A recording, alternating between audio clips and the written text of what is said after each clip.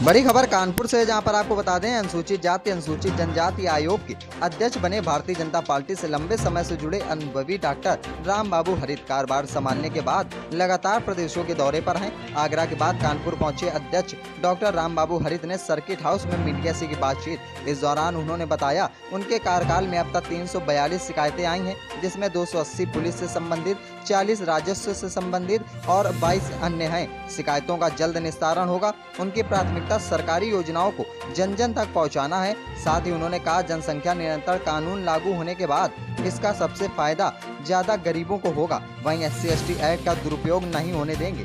देखिए, अभी मेरी जो है 12 तारीख को लखनऊ में मेरी अभी बोर्ड की बैठक हुई थी, जिसमें मैं स्वयं और मेरे दोनों उपाध्यक्ष, बाकी मेरे माननीय सभी सदस्य उपस्थित थे, हमारे अधिकारी थे।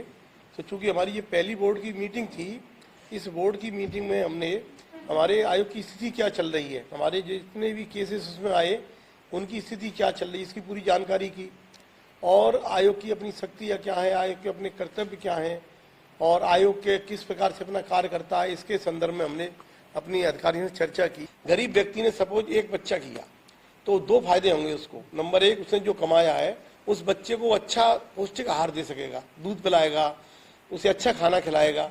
और मान लीजिए उस पर 4 बच्चे हैं, 5 बच्चे हैं, 10 बच्चे हैं, तो उसे 1 किलो दूध में 100-100 ग्राम दूध आएगा। और एक ही बच्चा तो 1 किलो में तीनों पी लेंगे मिलकर के, माँ बाप और बच्चा।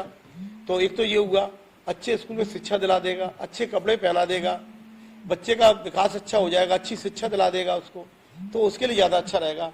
फिर भी दुर्भाग्य से कभी कभी ऐसा होता है, माँ बाप तो हर एक चाहता है उसका बच्चा उससे ऊपर जाए, लेकिन मान लीजिए किसी वजह से बच्चा ऊपर नहीं भी जाता है तो उसका लाभ उसको ये मिलेगा जब हमारे पास श्रमिकों की संख्या कम होगी। जैसे एक श्रमिक है, उसने 10 बच्चे पैदा किए तो उसने 10 श्रमिक पैदा कर दिए, और 2 हैं, 2 ने 1 किया तो 1 श्रमिक रह गया। यदि हमें मान लीजिए 100 हाथों के हमारे पास काम है और हमें 50 हाथी मिल रहे हैं काम करने वाले, तो उनकी वैल्यू बढ़ेगी, उन्हें अच्छा जो है श्रम का पैसा मिलेगा, उनको उनकी सुविधाओं के अनुसार बहुत ही अच्छी होंगी। लेकिन होता क्या है कि 10 आदमी की जरूरत है, हम खड़े हैं जो है चौराहे पर 1000, तो उसमें जब खींचतानी होती है 500 रुपये रेट चल रही है, नहीं तो 400 में ले चलो। तीसरा बोलता है मेरे घर में 2 दिन से खाना नहीं, मैं हिसाब 250 रुपये में ले चलो, तो उससे श्रम की वो और घट जाती है। इसलिए यदि बच्चे कम करेंगे हम, तो इसमें सबसे ज़्यादा फायदा होगा जो वो गरीबों को होगा।